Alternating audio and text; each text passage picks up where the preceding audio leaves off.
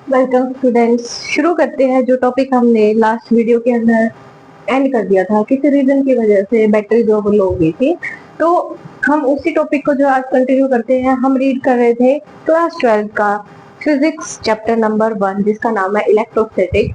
तो हमने कुछ टॉपिक किए थे, जैसे हमने चार्जेस की डेफिनेशन पढ़ ली थी, उसके बाद हमने प्रॉपर्टी पढ़ी थी चार्जेस की, क्या क्या प्रॉपर्टी होती है। 4 प्रॉपर्टी हम पढ़ चुके थे। इसके बाद हमारे पास टॉपिक आता था कंजर्वेशन ऑफ चार्जेस, जिसको हम डिस्कस कर रहे थे। हमने एक कोम्ब वाला, एक स्केल वाला और एक हेयर वाला एग्जांपल हम लेके चल रहे थे कि हमने स्केल को हेयर के अंदर रब किया और उसके बाद उसके साथ जो है जो पेपर के पीसेस थे उसको अट्रैक्ट करवाया। अब देखो, हमने सपोज किया था लास्ट वीडियो के अंदर कि 5 जो इलेक्ट्रॉन है वो स्केल से हमारे हेयर के ऊपर ट्रांसफर हो जाते हैं। तो अब हमारा जो स्केल है उसके पास सिर्फ 5 इलेक्ट्रॉन चले गए हैं, तो उसके पास प्लस पॉजिटिव +5 चार्ज जो हो गया है। वही जो हेयर है उसके पास 5 इलेक्ट्रॉन आ गए, यानी कि उसके पास अब -5 कूलम का चार्ज जो है वो अटेन हो चुका है। लेकिन ओवरऑल अगर हम बात करें तो इस रूम के अंदर अभी भी तो चार्ज कितना रह रहा है, 0, क्योंकि -5 और +5 मिलके अभी भी 0 क्रिएट कर रहे हैं। उसी तरह से हम एग्जांपल लेते हैं, केमिस्ट्री के अंदर हमने पढ़ा है सोडियम क्लोराइड यानी कि कॉमन सॉल्ट के बारे में। अगर हम उसको वाटर के अंदर डिसोल्व करते हैं और डिसोसिएट हो जाता है वो किसके अंदर, Na+ आयन के अंदर और क्लोरीन आयन के अंदर। यहाँ लेफ्ट हैंड साइड अगर हम देखते हैं तो NaCl के पास कितना चार्ज है, 0 चार्ज है। वही राइट हैंड साइड अगर हम देखते हैं इस इक्वेशन के, तो एक प्लस साइन है और एक माइनस, ये भी ओवरऑल क्या बन जाता है, 0 बन जाता है। यानी कि यहाँ पे एप्लीकेबल क्या होता है, conservation of charges. Charges can neither be created nor be destroyed, but एक बॉडी से वो दूसरी बॉडी तक सिर्फ ट्रांसफर किए जा सकते हैं। यानी कि जब हम कंसीडर करते हैं एक आइसोलेटेड सिस्टम को, तो उस टाइम पर हमारा जो चार्ज है वो क्या रहता है, कांस्टेंट रहता है। कांस्टेंट में वो 0 भी हो सकता है या फिर उस ऑब्जेक्ट के ऊपर जितना टोटल चार्ज रहने वाला है वो वही रहेगा, चाहे कोई भी सिचुएशन वहां पे अटेन हो जाए। ठीक है, नेक्स्ट टॉपिक हम देखते हैं method of charging a body. देखो, अभी हमने पढ़ा कि हम रबिंग के जरिए यानी कि फोर्स ऑफ फ्रिक्शन के जरिए जो है हम किसी भी बॉडी को चार्ज कर सकते हैं। लेकिन क्या सिर्फ एक ही मेथड है कि हम रब करके किसी दो चीजों को उनके अंदर चार्ज डेवलप कर सकते हैं? तो ऐसा नहीं है। हम क्या कर सकते हैं, विदाउट टचिंग भी जो है हम ऑब्जेक्ट्स के अंदर चार्ज जो है वो डेवलप कर सकते हैं, और इस मेथड को हम कहते हैं चार्ज का इंडक्शन करवाना, यानी कि इलेक्ट्रोस्टैटिक इंडक्शन कहलाता है। तो नेक्स्ट हमारा टॉपिक यही है कि हम किस तरह से किसी भी ऑब्जेक्ट के अंदर जो चार्ज है वो डेवलप कर सकते हैं। अब देखो, हमारे पास क्या है, हमारे पास एक कोई भी ऑब्जेक्ट पड़ा है जिसके अंदर जितने पॉजिटिव है उतने ही हमारे पास नेगेटिव चार्जेस पड़े हुए हैं। यानी कि ओवरऑल इसके ऊपर कितना चार्ज हो जाता है, 0 चार्ज हो जाता है। अब इसके पास कोई भी चार्ज नहीं है। मैंने क्या किया, मैं इसके पास एक ऐसी रोड लेकर आई जिसके ऊपर प्लस चार्ज होगा। जैसे ही मैं इस 0 चार्ज वाले ऑब्जेक्ट के पास इसको लेकर आती हूँ तो क्या होगा, जो पॉजिटिव है वो नेगेटिव को अट्रैक्ट करना शुरू करेगा। जितने भी नेगेटिव चार्ज यहाँ पे पड़े हैं वो पॉजिटिव की तरफ अट्रैक्ट हो जाते हैं, क्योंकि हमने पढ़ा था अलाइक चार्जेस हमेशा क्या करते हैं, अट्रैक्ट करते हैं। तो जैसे ही यहाँ पे मैं प्लस लेकर आई, प्लस चार्ज वाली पॉजिटिव चार्ज वाली जो शीट है वो मैं लेके आई, तो यहाँ पे माइनस चार्ज इकट्ठा हो जाता है, और प्लस प्लस रिपेल होने की वजह से यहाँ पे सारा का सारा पॉजिटिव जो चार्ज है वो इकट्ठा हो जाता है। तो यानी कि ये प्लेट अब क्या हो गई है, चार्ज हो चुकी है, जिसके एक तरफ नेगेटिवली चार्ज इकट्ठा हो चुका है और एक तरफ पॉजिटिव चार्ज जो है वो इकट्ठा हो चुका है। ठीक है, अब हमारे पास क्या था, अनचार्ज बॉडी थी। हमने क्या किया, एक दूसरा चार्ज ऑब्जेक्ट हम उसके पास लेके आए, इसकी वजह से ये अनचार्ज बॉडी इसमें कन्वर्ट हो गई, चार्ज बॉडी के अंदर कन्वर्ट हो जाती है। एक ये मेथड है। एक हो सकता है, मानो हमारे पास 2 स्फीयर है। अभी ये दोनों जो है वो कैसे हैं, जिसके ऊपर कोई भी चार्ज नहीं है। एक स्फीयर हमारे पास ये है और एक स्फीयर हमारे पास ये है। अभी ये अनचार्ज है। अनचार्ज का मतलब पॉजिटिव नेगेटिव दोनों इक्वल अमाउंट के अंदर है, जिसकी वजह से रिजल्टेंट क्या आ जाता है कि ये बॉडी अनचार्ज हो जाती है। अब हम क्या करेंगे, अब फिर से हम क्या करें, एक पॉजिटिवली चार्ज प्लेट हम इसके पास लेके आ जाते हैं, तो क्या होगा, तो आप देखोगे अगर मैं इन दोनों को थोड़ा सा और जो है नजदीक लेके आते हैं हम इनको, अगर मैं इन दोनों को कांटेक्ट में लेके आऊं इस तरह से, ठीक है, और जिस स्टैंड पे वो इंसुलेटेड होना चाहिए, अदरवाइज जो चार्ज है वो फ्लो कर जाता है, आपके अंदर चला जाएगा। अब देखो ये दोनों अनचार्ज बॉडी है, तो क्या हुआ, इनके अंदर जो नेगेटिव था वो सब यहाँ डिपॉजिट हो गया, और जो पॉजिटिव था वो इस स्फीयर के पास चला गया सारा का सारा, क्योंकि लाइक चार्जेस रिपेल करेंगे और लाइक चार्जेस अट्रैक्ट करेंगे। अब हम क्या करें, इन दोनों स्फीयर को अलग अलग कर दो। कुछ टाइम के बाद इन दोनों स्फीयर को अलग अलग कर दो, तो क्या हो जाएगा, यहाँ पे एक टेम्पररी चार्ज जो है वो डेवलप हो जाएगा। ए स्फीयर पे नेगेटिवली चार्ज हो जाएगा और बी स्फीयर पे पॉजिटिव चार्ज हो जाएगा। ये वाला जो मेथड था इसके अंदर टेम्पररी जो है ये जो ऑब्जेक्ट है वो चार्ज हुआ, जैसे ही मैं इसको हटा दूंगी यहाँ से, इस पॉजिटिवली चार्ज प्लेट को मैं यहाँ से हटा दूंगी तो फिर से अनचार्ज हो जाएगा, यानी कि टेम्पररी इंडक्शन है। और यहाँ हम परमानेंट इंडक्शन करवाते हैं कि परमानेंटली वो क्या हो जाता है, चार्ज बॉडी के अंदर कन्वर्ट हो जाता है। ठीक है, तो ये टॉपिक था। नेक्स्ट चलते हैं हम, तो बीच बीच में हम न्यूमेरिकल जो वो करते रहेंगे। नेक्स्ट हम चलते हैं, देखो कोई भी, अब हमने ये पढ़ लिया कि दो ऑब्जेक्ट है उनके बीच में अगर चार्जेस डेवलप हो जाते हैं तो वो या तो अट्रैक्ट करेंगे या फिर वो रिपेल करेंगे, यानी कि वहां पे फोर्स ऑफ अट्रैक्शन हो रहा है, फोर्स ऑफ रिपल्शन भी वहां पे वर्क कर रहा है। ठीक है, तो उसके बीच में जो फोर्स लग रहा है वो कितना लग रहा होगा, 1 2 3 4 कितने न्यूटन का वहां पे फोर्स लग रहा होगा। इसकी वैल्यू कैलकुलेट करने के लिए भी तो हमारे पास फॉर्मूला होना चाहिए। दो चार्जेस दे दिए हमें, उनके बीच की डिस्टेंस दे दी, तो बताओ भाई उन दोनों के बीच में फोर्स कितना लग रहा है, कितना वो रिपेल कर रहे हैं, किस फोर्स से वो अट्रैक्ट कर रहे हैं। तो वो किसने दिया था, वो कॉलम के द्वारा दिया गया था। इसको पढ़ने से पहले हम एक छोटा सा एक्सपेरिमेंट देख लेते हैं कि हमारे पास, अगर मैं आपको कोई भी चीज दे दूं, बॉडी दे दी मैंने कोई, और ये आपको ये पता करना है कि वो बॉडी जो उसके ऊपर चार्ज है या नहीं है, तो आप कैसे चेक करोगे। तो गोल्ड लीफ इलेक्ट्रोस्कोप आता है, जिसका काम क्या होता है कि पहले मैं उसकी स्ट्रक्चर बना लेती हूँ। यहाँ पे एक जार बनाया जाता है,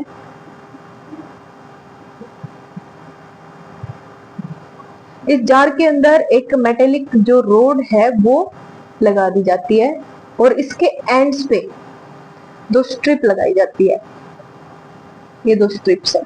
ठीक है, ये जार है, यहाँ पे 2 स्ट्रिप है, ये किसी भी मेटल की होनी चाहिए ताकि इसके अंदर से इलेक्ट्रिसिटी सॉरी चार्ज जो है वो ट्रेवल कर सके। ये भी मेटल की बनी हुई होती है, और यहाँ पे क्या होता है, ये गोल्ड की बनी हुई है, गोल्ड स्ट्रिप। देखो मैं यहाँ एक बॉडी लेकर आई, मुझे नहीं पता इसके ऊपर कैसा चार्ज है, हमने अज्यूम कर लिया, चलो अब की बार नेगेटिव अज्यूम करके चलते हैं। नेगेटिवली चार्ज ऑब्जेक्ट है, मैं इसको लेके आई, मुझे नहीं पता था अब इसके ऊपर चार्ज है या नहीं, बस मुझे चेक करना है ये चार्ज है या नहीं है, यानी कि मुझे फर्क नहीं पड़ता ये पॉजिटिवली या नेगेटिवली है, बस ये चेक करना है कि ये चार्ज है या अनचार्ज है। मैं इस ऑब्जेक्ट को इस इंस्ट्रूमेंट के पास लेकर आई, तो क्या हुआ, इस नेगेटिव ने इस मेटल में जितने भी पॉजिटिवली चार्ज थे उनको यहाँ इकट्ठा कर दिया। ठीक है, और जो यहाँ पर नेगेटिव थे वो सारे इकट्ठे हो गए क्योंकि रिपल्शन की वजह से। अब देखो ये दोनों जो गोल्ड स्ट्रिप है, अब ये दोनों कैसी होगी, नेगेटिवली चार्ज होगी, यानी कि यहाँ पे लाइट चार्जेस दोनों स्ट्रिप्स के ऊपर डेवलप हो गया। अब हमने ये पढ़ा था कि लाइट चार्जेस तो क्या करते हैं, रिपेल करते हैं। आप देखोगे अगर ये बॉडी चार्ज है तो ये इस तरह से अरेंजमेंट होगी, और ये जो गोल्ड की स्ट्रिप्स हैं वो एक दूसरे से दूर भागना शुरू करेगी। दूर क्यों भागेगी, क्योंकि इनके ऊपर सेम चार्जेस डेवलप हो चुके हैं, ये एक दूसरे से दूर जाना शुरू करेगी। तो यहाँ से क्या पता चल गया कि मेरे पास जो ऑब्जेक्ट था वो कैसा है, चार्ज है, पॉजिटिव होगा नेगेटिव होगा ये हम यहाँ से चेक नहीं कर सकते। चलो अब चलते हैं हम कूलम्ब्स लॉ पर, जो कि इस चैप्टर का इंपॉर्टेंट टॉपिक है हमारा। स्टार्टिंग होती है हमारी चैप्टर से, स्टार्टिंग होती है हमारे टॉपिक से, कूलम्ब्स लॉ। देखो ये हमारे पास एक चार्ज है Q1, Q से डिनोट किया जाता है चार्ज को, Q is equals to electric charge. ठीक है, फिजिक्स में जहां कहीं भी स्मॉल q और कैपिटल Q देखोगे तो उसका मतलब चार्ज होता है। ये मेरे पास Q1 चार्ज है, ये मेरे पास Q2 चार्ज है, उन दोनों को मैंने r डिस्टेंस पर रख दिया, कुछ भी लेट कर लो, A B C D, मैंने r लेट कर लिया। अब हम देखते हैं कि इनके बीच में फोर्स कितना लगेगा। मतलब कि Q1 चार्ज जो है वो Q2 को किस फोर्स से अट्रैक्ट करेगा या फिर किस फोर्स से वो रिपेल करेगा। अब तुम एक चीज सोचो कि दो चार्जेस हैं, अब जितना ज्यादा चार्ज होगा उनके बीच में अट्रैक्शन या रिपल्शन उतनी ज्यादा होगी ना, कि कोई बंदा अगर जितना ज्यादा ताकतवर होगा वो आपस में उतना ही ज्यादा फोर्स लगा पाएंगे एक दूसरे के ऊपर। ठीक है, इसी तरह से चार्जेस का केस है कि जो हमारे पास फोर्स है, कौन सा फोर्स, इलेक्ट्रोस्टैटिक फोर्स, वो किस किस पे डिपेंड कर रहा है कि हमारा चार्जेस जो है, दोनों चार्जेस जो है उनकी प्रोडक्ट क्या है, मतलब कि वो कितने बड़े हैं। दोनों भी बड़े हो सकते हैं चार्जेस, एक भी बड़ा हो सकता है, दोनों के ऊपर डिपेंड करता है ना। दोनों बड़े हुए तो उनके बीच में फोर्स जो है वो उतना ज्यादा लगेगा। उसके बाद माना कि ये दोनों चार्जेस पास पास पड़े तो क्या होगा, इनके बीच में फोर्स ज्यादा लगेगी। क्यों, ये दोनों पास पड़े, इनकी इंटरेक्शन इजीली हो पा रही है, इनके बीच की डिस्टेंस कम है। अगर मैं इनको रख दूं दूर दूर तो क्या होगा, ये इतना फोर्स अप्लाई नहीं कर पाएंगे, जो इनकी फोर्स की अमाउंट है वो कम होती जाएगी। इसी तरह से ही है कि कोई भी दो इंसान जो है अगर वो दूर दूर है तो उनमें लड़ाई होने के चांसेस बहुत कम हो गए, यानी उनके बीच में फोर्स कम लगेगा। जैसे उनको पास लेके आओगे तो क्या होगा, उनके बीच में लड़ाई झगड़ा उतना ही ज्यादा होगा, यानी उतना ज्यादा फोर्स लगेगा। आई बात समझ में, यानी कि चार्जेस के बीच में जितना कम डिस्टेंस उतना ज्यादा फोर्स, यानी कि इनवर्सली हो गया ना ये तो फोर्स जो है वो इनवर्सली डिपेंड कर रहा है किसके ऊपर, डिस्टेंस के ऊपर। लेकिन इतना भी नहीं था, उसने एक्सपेरिमेंट कर करके देखा, डिस्टेंस मैंने अभी इतनी रखी, फिर मैंने डिस्टेंस डबल की, फिर मैंने डिस्टेंस 4 गुना की, तो उसे दिखा कि जैसे मैंने डिस्टेंस डबल की तो जो फोर्स है वो 4 टाइम्स डिक्रीज हो रहा है। अगर मैं डिस्टेंस हाफ कर रही हूँ, यानी और ज्यादा कम कर रही हूँ, हाफ कम कर रही हूँ, तो जो फोर्स है वो डबल हो गया, 4 टाइम्स हो गया, डबल भी नहीं 4 टाइम्स हो गया। यानी कि डिस्टेंस हाफ यानी 1/2, तो फोर्स जो है वो 4 टाइम हो गया, यानी कि वो इनवर्सली प्रोपोर्शनल है आर स्क्वायर के। ये सारे एक्सपेरिमेंट किए गए हैं। ये पूछोगे कि आर स्क्वायर क्यों आया है, अलग अलग चार्जेस को डिस्टेंसेस पे रखा गया, वहां से रिजल्ट तैयार किए गए, तब जाके ये बना है।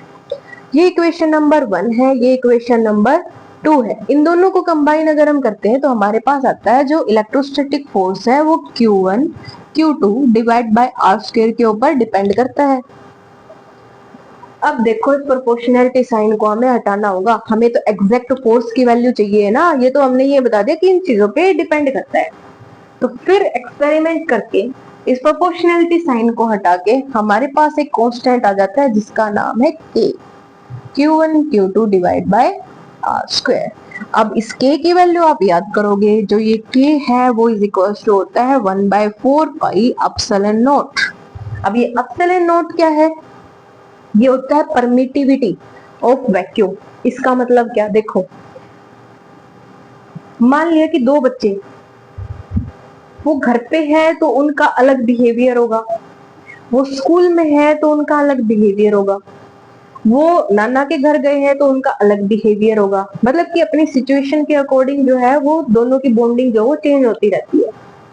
इसी तरह से जो चार्जेस है वैक्यूम में रखे हैं तो उनके बीच में लग रहा फोर्स कुछ अलग होगा। अगर उन्हें वाटर में रख दिया गया तो उनके बीच की इंटरेक्शन हो सकता है और भी कम हो जाए। अगर उन्हें और किसी मीडियम में रख दिया तो इन दोनों के बीच जो फोर्स लग रहा था उसकी वैल्यू और चेंज हो जाएगी। ठीक है, तो वो कहलाती है परमिटिविटी, कि दोनों चार्जेस एक दूसरे के ऊपर कितना फोर्स लगा पा रहे हैं, वो क्या कहलाती है, परमिटिविटी कहलाती है। और ई नोट यहाँ पे किसकी, वैक्यूम है, कि उनके बीच में कुछ भी ना लेके आओ, वैक्यूम क्रिएट कर दो, ना एयर है ना कुछ और है, वैक्यूम के अंदर वो रखे गए हैं, तब जो फोर्स लगाते हैं वो, तब उसे हम क्या कहते हैं, परमिटिविटी, यानी ई नोट से उसको डिनोट किया जाता है। अब यहाँ इसकी वैल्यू आप याद रखोगे, जो K है इसकी जो वैल्यू होगी वो होगी 9 × 10⁹ ठीक है, इतना हो गया क्लियर। तो यही तो है कूलम्ब्स लॉ, और कुछ नहीं है। इसको और अगर मैं एक्सपेंड करके लिखती हूँ तो हमारे पास आता है 1/4 pi epsilon naught Q1 Q2 divide by R square. This is known as Coulomb's law. Okay, अब हम पूछ सकते हैं आपसे इस K की जो डायमेंशन है वो क्या होगी, क्योंकि फोर्स को तो न्यूटन में मेजर करते हैं, चार्जेस को कूलम में मेजर करते हैं, डिस्टेंस को मीटर में मेजर करते हैं, तो K की वैल्यू कितना इजी है। देखो रीअरेंजमेंट कर दो, यहाँ से हमारे पास क्या आया, K is equal to F R square divide by Q1 Q2। Force के लिए क्या होगा न्यूटन, इसके लिए मीटर स्क्वायर, इसके लिए कूलम स्क्वायर, तो क्या निकल के आती है न्यूटन मीटर स्क्वायर पर कूलम स्क्वायर। किसकी यूनिट, किसकी यूनिट हो जाती है, हमारे पास K की यूनिट हो जाती है। ठीक है, ये आता है कूलम। चलते हैं, एक टर्म हमारे पास आती है जिसका नाम है डाइलेक्ट्रिक कांस्टेंट या फिर रिलेटिव परमेबिलिटी जिसे हम कहते हैं, जिसे हम डाइलेक्ट्रिक कांस्टेंट कहते हैं या फिर रिलेटिव परमिटिविटी कहते हैं। वो क्या है, हमने देखा कि जो फोर्स है वो अगर वैक्यूम में है, अगर हमारे पास दो चार्जेस जो है वो वैक्यूम के अंदर अगर रखे गए तो उनके ऊपर फोर्स लग रहा है 1/4 pi epsilon naught Q1 Q2 divide by R square. Next force लग रहा है जब हमारे पास वो किसी मीडियम में रखे हो, वो कुछ भी हो सकता है, वाटर हो सकता है, मैंने उसके लिए सिर्फ एप्सिलॉन कंसीडर कर लिया, Q1 by Q0 divide by R square. ठीक है, अब ये किसके लिए है, ये वैक्यूम के लिए, ये किसके लिए है, मीडियम के लिए जो कूलम्ब फोर्स लगने वाला है। अगर मैं इन दोनों को डिवाइड कर देती हूँ तो क्या होगा, F vacuum divide by force in medium is equal to 1/4 से 4 पाई से 4 पाई कैंसिल, Q1 से Q1, R स्क्वायर से R स्क्वायर, तो मेरे पास आता है 1/एप्सिलॉन नॉट डिवाइड बाय 1/एप्सिलॉन। तो इसको जैसे सोल्व करोगे तो हमारे पास आ जाता है एप्सिलॉन बाय एप्सिलॉन नॉट। तो यही क्या है, यही है डाइलेक्ट्रिक कांस्टेंट। उस K में और इस K में फर्क है, ये क्या कहलाता है, रिलेटिव परमिटिविटी या डाइलेक्ट्रिक कांस्टेंट कहलाता है। आपको कुछ याद करने हैं कि वैक्यूम के लिए इसकी जो वैल्यू होगी वो 1 होगी, वाटर के लिए इसकी जो वैल्यू है वो 81 होगी, कुछ बुक्स में आपको 80 भी दिखाई देगी। इसके बाद हम चलते हैं हमारे नेक्स्ट टॉपिक के ऊपर। एक टॉपिक है Coulomb law in vector form, वो अगर आपसे नहीं हो पाता है तो आप डाउट में पूछ सकते हो, अदरवाइज वो हो सकता है। सिर्फ इसको वेक्टर फॉर्म में लिखना है, चार्जेस हमारे पास स्केलर होते हैं, डिस्टेंस वेक्टर फॉर्म में होता है, फोर्स भी फिर वेक्टर फॉर्म में आ जाता है, इस तरह से।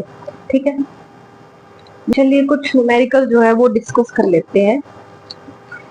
स्क्रीन के ऊपर आपको क्वेश्चन दिखाई दे रहा होगा, ये कहता है कि दो आइडेंटिकल चार्जेस है मेरे पास, दोनों Q है यानी इक्वल है, are kept at a distance R from each other. हम डायग्राम बना लेते हैं। ये कहता है कि दो चार्जेस है मेरे पास जिनको R डिस्टेंस पे रखा गया है, ये भी Q है और ये भी Q है। इसका पॉइंट अज्यूम कर लेते हैं AB। R डिस्टेंस से वो दूर है, यानी ये वाली जो टोटल डिस्टेंस होगी A to B वो R है। A third charge Q is placed on the line joining the above two charges such that all three are in equilibrium। यानी कि इसी लाइन को ज्वाइन करते हुए मुझे एक थर्ड चार्ज को यहाँ प्लेस करना होगा। मैंने लेट कर लिया, उस चार्ज को मैंने यहाँ रख दिया है। हमें नहीं पता कहाँ रखा है, लेकिन आगे कंडीशन कहता है कि ये चार्जेस कितने होने चाहिए, इक्विलिब्रियम स्टेट के अंदर होने चाहिए। What is the magnitude sign and the position of the charge. अब ये पूछ रहे हैं कि उसका मैग्नीट्यूड साइन और पोजीशन कैसी होगी उस चार्ज की। तो अब देखो इक्विलिब्रियम स्टेट कैसे होगी, मान लिया कि मेरे दोनों तरफ रस्सियां बांध दी, इस तरफ से मुझे खींच रहे हैं, इस तरफ से भी मुझे खींच रहे हैं। मैं इसी स्टेट के अंदर कब तक खड़ी रहूंगी, जब तक इस तरफ से और इस तरफ से दोनों तरफ से मेरे पास इक्वल फोर्सेस लग रहे होंगे। मान लिया इस तरफ से मेरे पास ज्यादा फोर्स लग जाता है तो मैं इस तरफ शिफ्ट हो जाऊंगी, इस तरफ ज्यादा फोर्स लगेगा तो मैं इस तरफ शिफ्ट हो जाऊंगी। यानी कि देखो इक्विलिब्रियम के लिए क्या होना चाहिए, मेरे ऊपर जो फोर्स लगाया जा रहा है वो इस तरफ से जो फोर्स लगा रहा है वो बराबर होना चाहिए किसके, जो मेरे ऊपर जो फोर्स लगाया जा रहा है इस राइट साइड वाले बंदे के द्वारा।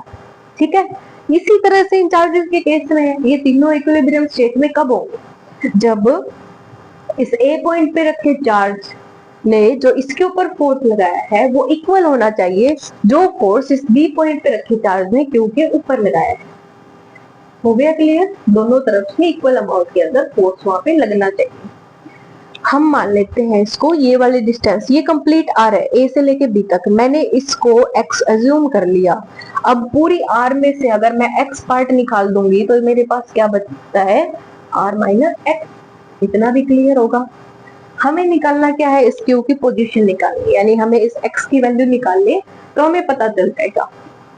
हम क्या करते हैं, पहले फोर्स निकालते हैं जो ए पॉइंट के ऊपर रखे चार्ज ने किस पे लगाया है, क्यू के ऊपर लगाया है। इसको हम सी पॉइंट कंसीडर कर ले, ए सी।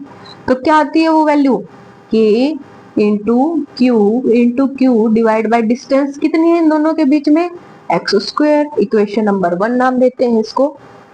सेकंड है कि फोर्स लग रहा है किसके अंदर, सी से बी के ऊपर, सी से बी के ऊपर क्या आता है, के इंटू क्यू डिवाइड बाय ये वाली डिस्टेंस कितनी है, आर माइनस एक्स को स्क्वायर। ये आती है सेकेंड इक्वेशन। कंडीशन क्या है, फॉर इक्विलिब्रियम। इक्विलिब्रियम के लिए क्या होगा, जो फोर्स AC पे लग रहा है, जो फोर्स AC है वो इक्वल होना चाहिए फोर्स CB के। इन दोनों को इक्वेट अगर हम करते हैं तो k q divide by x square must be equal to k q x divide by r minus x का होल स्क्वायर। यहाँ से ये दोनों कट आउट हो जाते हैं। इन दोनों को कंपेयर करेंगे तो x square equal to R minus x का स्क्वायर। स्क्वायर रूट अगर यहाँ से रिमूव कर देंगे तो हमारे पास क्या निकल के आता है, x equal to R minus x. तो यहाँ पे हमारे पास आ जाता है 2x इक्वल टू आर, यानी कि x की वैल्यू आ जाती है r बाई 2। ये देखो ये क्या आ गया, इसका मतलब कि जब दोनों इक्वल चार्जेस रखे हो तो जो तीसरा चार्ज है इक्विलिब्रियम में लेके आने के लिए कहाँ रखना होगा, उन दोनों चार्जेस के एग्जैक्ट बीच में। यही तो होता है ना कि किसी चीज का अगर हमें बंटवारा करना है, इक्वल इक्वल पार्ट्स में अगर हमें देना है तो क्या करना होगा, उसको बीच से ब्रेक करना होगा। इसी तरह से दो इक्वल चार्जेस रखे गए थे, लेफ्ट साइड राइट साइड। तीसरा चार्ज कहाँ रखूं कि वो ना लेफ्ट की तरफ जाए ना राइट की तरफ जाए, तो उसको बिल्कुल सेंटर में रख दो। ये याद रखना है, सिर्फ तभी रखना है सेंटर में जब दोनों तरफ सेम चार्जेस हो। अगर मैं यहाँ चेंज कर देती ना तो आंसर चेंज हो जाता। इतना आपको समझ में आया। तो अब इससे रिलेटेड एक और क्वेश्चन जो है वो आपकी स्क्रीन पे आपको शो हो रहा होगा, वो आपको खुद करना है। अगर आपको डाउट है तो आप कमेंट सेक्शन के अंदर वो डाउट पूछे, या फिर टेलीग्राम चैनल पे आप प्रॉब्लम जो है वो भेज सकते हैं। चलिए नेक्स्ट टॉपिक हम करते हैं जिसका नाम है इलेक्ट्रिक फील्ड। इसको भी मजेदार तरीके से हम समझते हैं। आइए देखो इलेक्ट्रिक फील्ड क्या होता है। अब हम मान के चलते हैं कि एक बंदा राजस्थान से चला है और उसे आना है अपने हरियाणा के अंदर। कहाँ से चला है वो, राजस्थान से चला है और उसे आना का है हरियाणा के अंदर। अब वो बस में बैठ तो गया, अब उसको ये नहीं पता कि वो हरियाणा पहुंच चुका है या नहीं। तो उसे कैसे पता चलेगा, वहां की बोली से, वहां के लोगों के हुलिया से, उनके पहनावे से, उनके खान पान से उसे आइडिया लग जाएगा ना कि हाँ भाई ये हरियाणा वालों के इलाके में पहुंच चुका है। ठीक है, तो वो इलाका हरियाणा वाले का इलाका जहाँ सिर्फ हरियाणा में चलती है, उसे वो पहचान जाएगा उससे वो। ठीक है, इसी तरह से समझो भाई इलेक्ट्रिक फील्ड क्या होता है। मेरे पास एक चार्ज पड़ा है,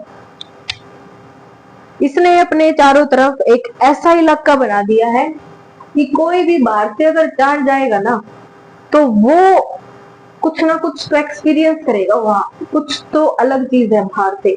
मान लिया कि ये क्यू चार्ज जो है इसको मैंने मान लिया पॉइंट चार्ज है, ये दिस इज पॉइंट चार्ज। इसको हमेशा पॉजिटिव लेना है, ये हमेशा पॉजिटिव लोगे, वेरी स्मॉल लोगे।